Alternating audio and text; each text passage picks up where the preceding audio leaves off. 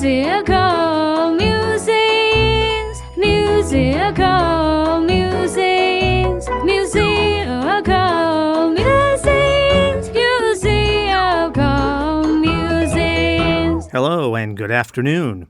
Welcome back to the latest episode of Musical Musings.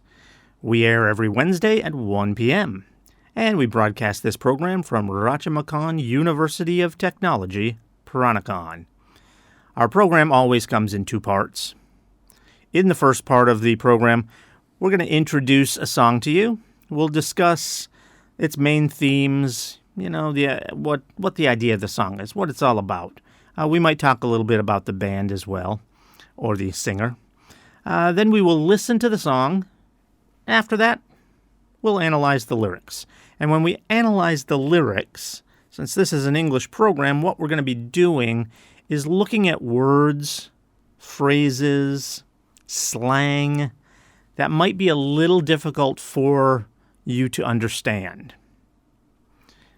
Then after we finish our program, we will have the news and latest updates from the university as always. Musical musings, musical musings, musical musings, musical musings. All right, welcome everyone. I'm Gary Gray, your host for Musical Musings. I am an English teacher here at Rajamakan University of Technology, Peranakan. Today, we're going to take on one of our most serious songs that we've done since we've begun this program. And it's from one of the most iconic bands ever within rock and roll. The song tells a story, so it doesn't really have much of a repeated chorus. It repeats a little bit at the end. So, as a result, there really are kind of a lot of lyrics. So we need to keep the first segment of our program a bit shorter than normal. But we can't just skip it. It's really important that you understand this song before we get into it. It's also important that you understand the band's personal connection to the song.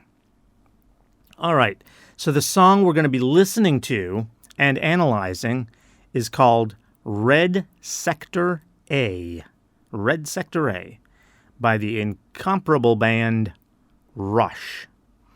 You might have heard of this band if you like rock music, because they are quite huge.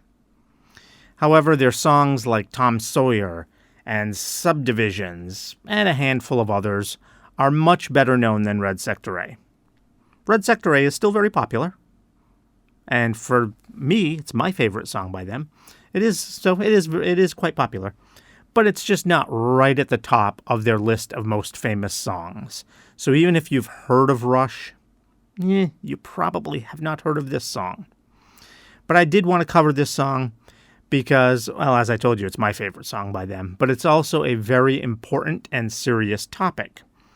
And even though it's a song that seems very sad and depressing, it's also hopeful when you learn the background. So what is this song about? Why do I keep talking about it like it's so sad? Well, because it's about the Holocaust. Everyone in the world knows about this, but it's more well known, especially by that name, Holocaust, in Western culture. So there may be some of you out there who aren't aware of this, at least not by that name. So the Holocaust refers to the situation during World War II when Germany was trying to kill all of the Jewish people in Europe. They would round up all of the Jews and throw them into these camps. They would call them concentration camps. To concentrate something means you're putting it together. So they would put all these thousands of people into one small camp. They'd be all crowded in. So they'd throw them into these camps, and then they'd just starve them, mistreat them, and they would also try to eliminate them by shooting them, putting them in gas chambers, and even burning them alive in ovens. It's really horrible. It was an unbelievable human tragedy. It might be the worst ever in the history of the world. There were some bad ones in long ago history, like Genghis Khan would kill a lot of people when he would raid through Asia and Eastern Europe. So maybe there were some worse ones, but this is just about the worst one ever in the history of Earth. So there were over 6 million Jewish people that were killed. Over 6 million. And again, as I told you, it was done in some brutal ways. It was just horrific. So how, in this song about such a horrible tragedy, also hopeful? It's hopeful because of the relation this song has to the band, Rush, itself. Their lead singer, Geddy Lee, is singing this song. They actually have a couple of lead singers, but he's one of them. So Geddy Lee is singing the song. He is Jewish. And importantly, both of his parents survived the Holocaust. They both survived several of these death camps, including spending time in some of the most brutal camps. They were only teenagers at the time, and they got split up. That was fairly typical. Usually the men and the women were sent to separate camps, so they had to search for each other after the war was over. And obviously, since Geddy Lee is here to perform the song, they did eventually find each other and reunite, getting married soon thereafter, and then moving to Canada, which is where Geddy Lee was born. So obviously, this song is extremely personal for Lee. It's basically the story of his family. And we'll talk about it a little bit later, but he might be singing this song from the perspective of his mother. He got more of the stories about what went on from his mother because his father passed away at a fairly young age. So most of Geddy Lee's information about the Holocaust comes from his mother. But they were both actually there in the camps in Germany, or they weren't all in Germany. Some of them were in territory that Germany controlled, like in Poland or Czechoslovakia or something like that. So, but they were in those camps. Both of them were. Even though Geddy Lee usually talks about his mother with regard to this, it's just because that's where he got most of his stories, because his father passed away pretty young. All right, so let's listen to this song. Again, we kept this pretty short because there's a lot to talk about in our second part. So once again, this song is named Red Sector A by Rush. Now, for those of you who are watching this on YouTube, as always, because of copyright issues, we will not be embedding the video, but there should be a link you can see in the upper right corner. You can just click on that, jump to the song, come back here for the rest of the program. Or you can just search on it yourself, because I almost always use the most popular version of the song that's out there on YouTube. So click on that link, or just search it yourself, and then come back here to finish the program. Everyone else, if you're listening on the radio or streaming, you should be able to listen just fine. So here you go. Here's the song. Musical musings, musical musings, musical musings, musical musings. Welcome back to the program. If you heard and understood most of those lyrics, you can see why I said that Red Sector A by Rush is a very serious song. There's a lot of talk in there of just surviving, just making it through the devastating Holocaust. Again, as I mentioned in the first half, over 6 million Jews were killed by the Nazi regime under Adolf Hitler. One thing we should be clear about, though, is not to blame all the Germans for this. There were plenty of good Germans, as well as plenty who did bad things, but they were just ignorant because they were brainwashed by their government, who kept saying all these bad things about Jewish people. In fact, my own grandfather was German, and he actually lived in America and married a Jewish woman right near the height of World War II. So there's plenty of good German people out there. You cannot hold an entire country's people responsible for the bad actions of their leaders. Also, in a lot of wars, The governments might force people to fight. We see that right now with what's going on between Russia and Ukraine. A lot of the Russian soldiers don't even want to be there. Their government's forcing them to fight. Most of the Ukrainians, since they're protecting their own land, they're okay with fighting. But a lot of the Russians don't even want to be there. So you can't blame all of the Germans for what took place. So I do want to be clear about that, because in the first part of our program, I did just mention that Germany was killing the Jews. Not every German was doing that. Not every German was okay with that. There are some very good German people out there. And like I said, my own grandfather married a Jewish woman in the middle of World War II. Now, they were living in America at the time, but still, that's a pretty big deal when you look at the two groups who are fighting each other. All right, so there are a lot of lyrics to discuss. Let's jump into it. The first verse starts out pretty somber and sad right away. All that we can do is just survive.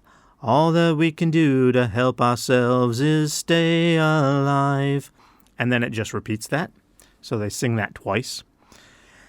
I'm not really sure there's anything there that I need to explain. It's pretty clear. The only thing these people can concern themselves with is just staying alive.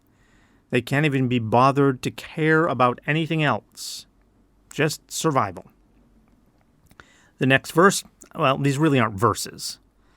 The way the song is structured, we'll just say the next section. Okay, so the next section goes, ragged lines of ragged gray, skeletons they shuffle away, shouting guards and smoking guns will cut down the unlucky ones. I messed up a little bit of that there when I was singing the notes, but that's okay. I got all the words right. That's what we're doing here. We're looking at the lyrics. Okay, so sometimes it can be a little tricky to understand what a singer means.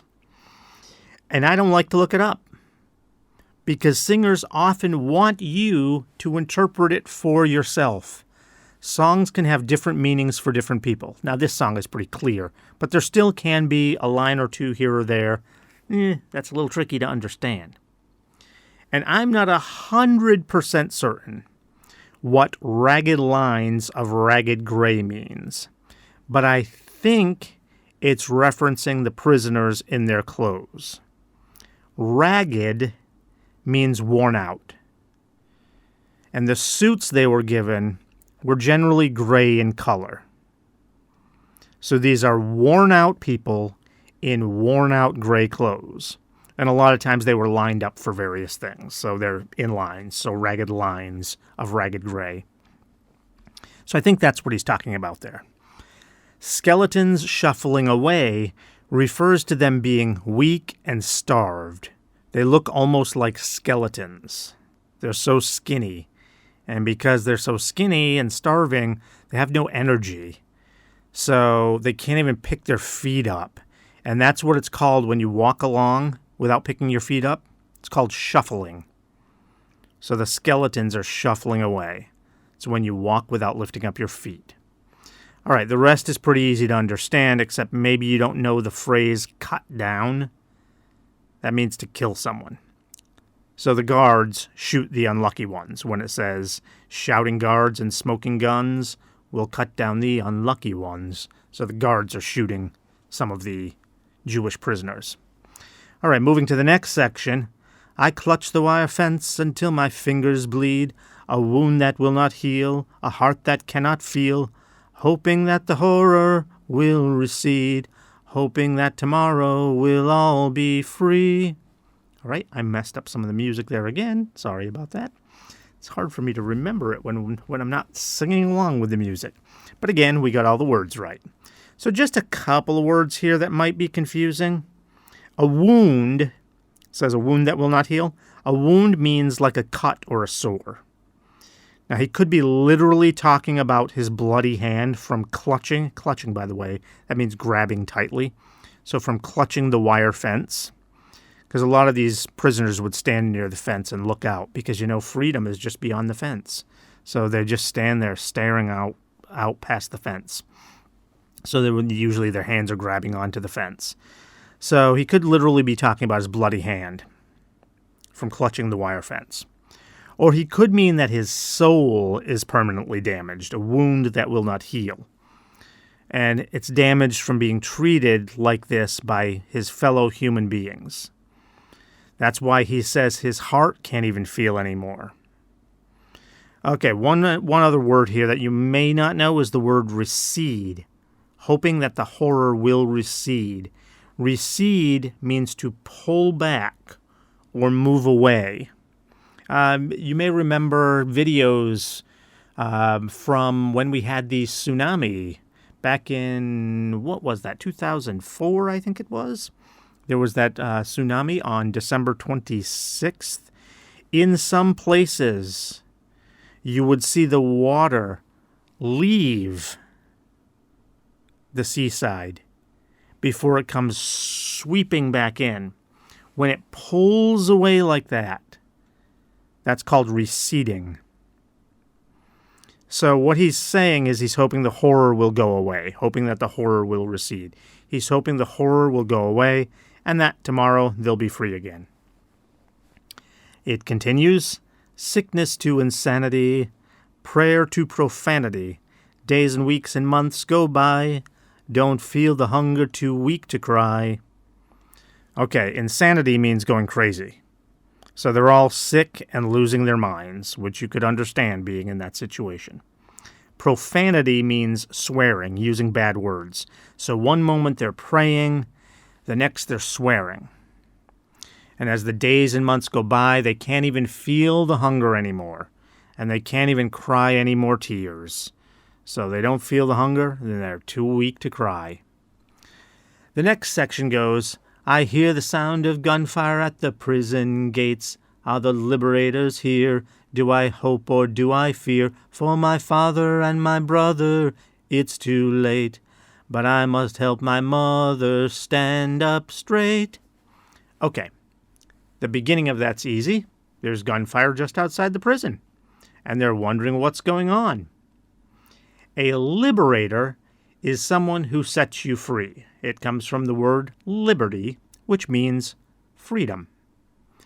So they're wondering if the gunfire is the good people coming to set them free.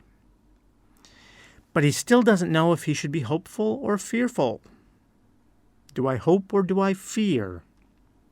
He's hopeful because the liberators may have arrived.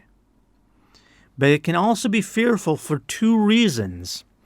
One, when the good armies came in to free them, sometimes the German soldiers would then try to kill as many of the Jews as possible before the liberators won. So they just start shooting all the Jewish people that are in the camp. So all the Jewish people had to be really afraid of their lives when the liberators arrived. Also, not all of the good armies were really that good. For example, the Russians really didn't like the Jews either. They really didn't care that much about saving the Jews. Their fight with Germany during World War II was much more political. So if you got liberated by the Russian army, you still might have a lot to be scared of. It's certainly better than being a prisoner in the camps by the German Nazis, that's for sure. You would be free, but you'd have a difficult time ahead of you still. There would still be a lot to be fearful of. Okay, now, when it says it's too late for his father and his brother, sadly that means they already died in the camps. So now he can just support his mother.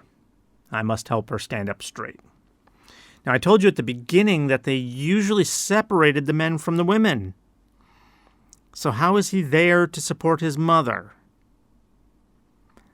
It's hard to say, really. You know, it's a song. This isn't necessarily autobiographical. That is, it doesn't necessarily mean this is exactly what happened with his family. And so it doesn't have to be perfect historically either. It's a song.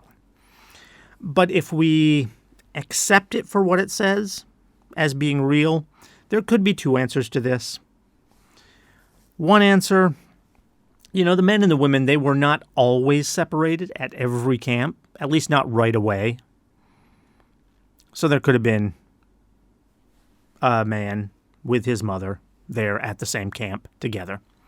And the second thing is, even though I keep saying him, because Geddy Lee is singing the song, he might be singing it from the perspective of his mother, because she's the one that gave him all the stories.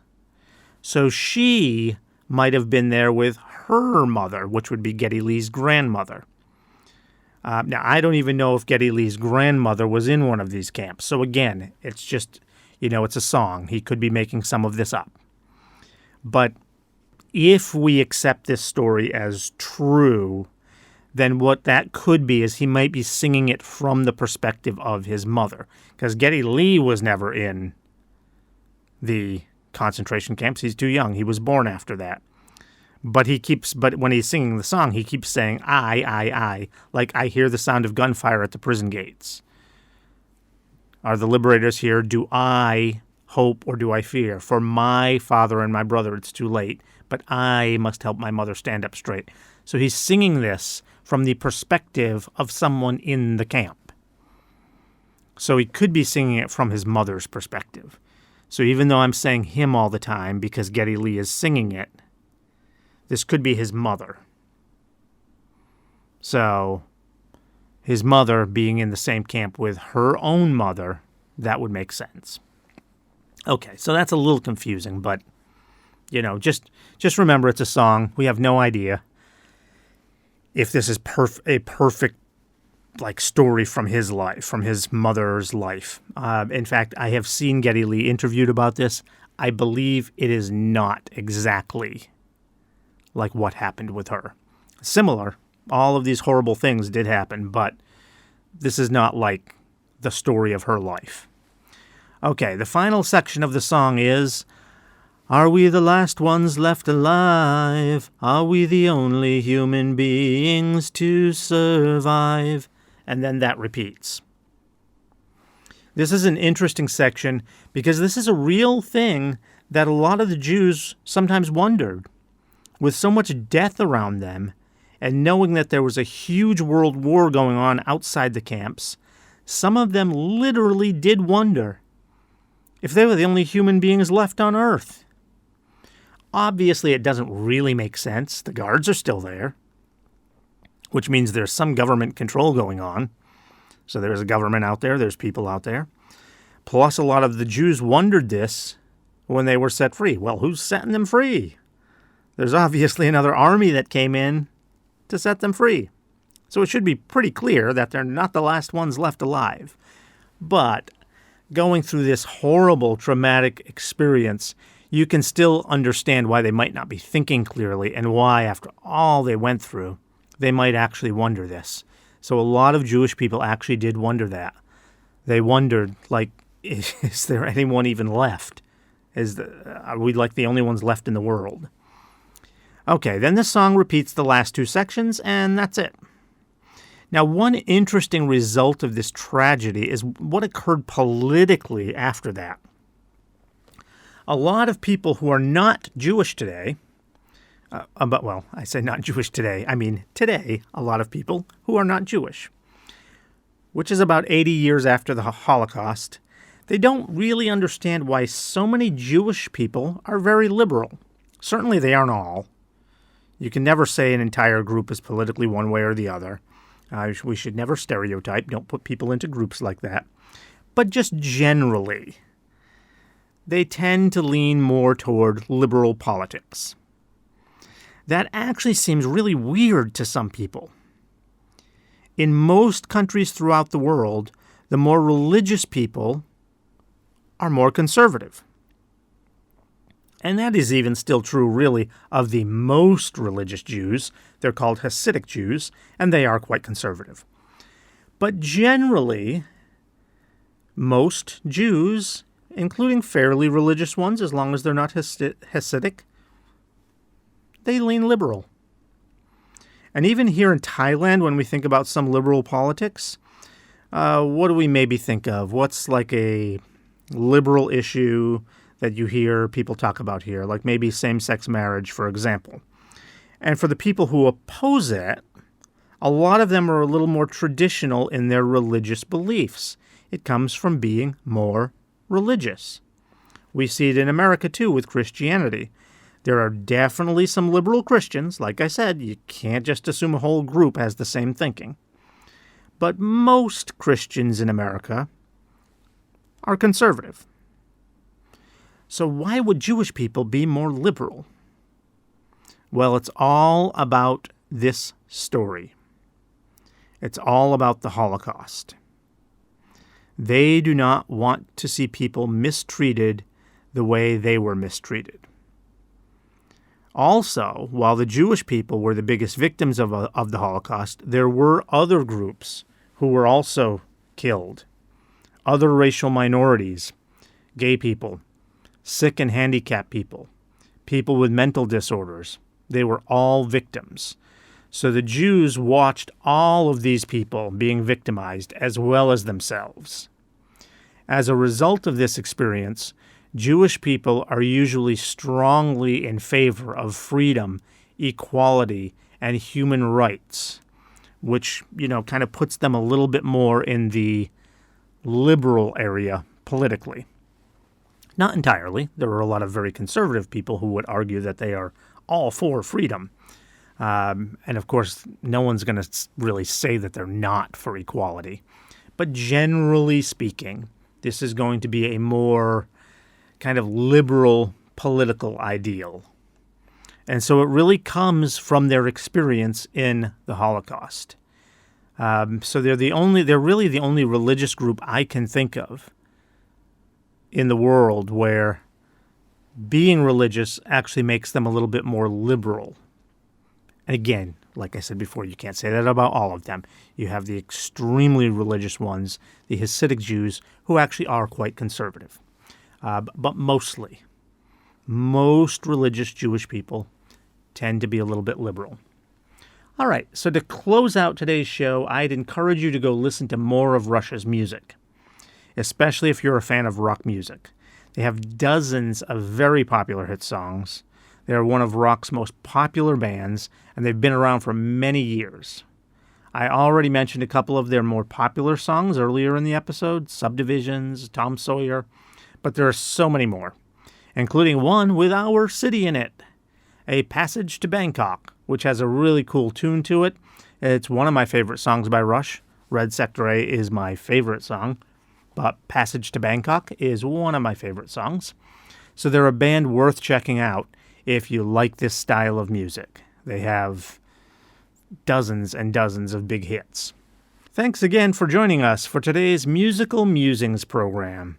Please make sure you stay with us and tune back in next week when we'll have another great song to listen to. And don't forget, subscribe to our channel. Thank you. Musical